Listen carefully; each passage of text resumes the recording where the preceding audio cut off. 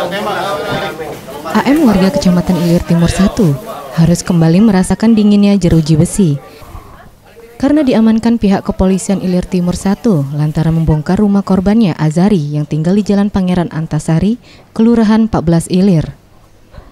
Akibat perbuatannya tersebut, pria yang pernah ditahan pada 2013 dan 2015 dengan kasus pembobolan rumah ini harus dihadiahi timah panas petugas di kaki sebelah kiri karena mencoba kabur saat akan ditangkap. Kejadian bermula ketika korban sedang tidur sehingga tidak menyadari aksi tersangka. Modusnya ialah dengan masuk dari belakang rumah D. Kapolsek Ilir Timur 1, Kompol Edi Rahmat mengatakan, setelah menerima laporan korban, pihaknya melakukan penyelidikan dan berhasil meringkus pelaku dengan terlebih dahulu mengamankan barang bukti berupa 1 unit laptop, dompet serta uang tunai sebesar Rp200.000. Akibat perbuatannya, pelaku dijerat dengan pasal 363 KUHP dengan hukuman 5 tahun penjara.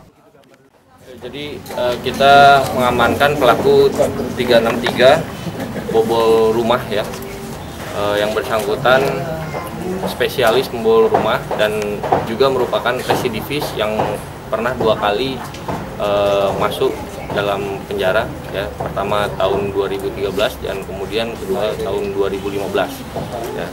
Pelaku kita amankan karena yang bersangkutan melakukan pencurian dengan pemberatan.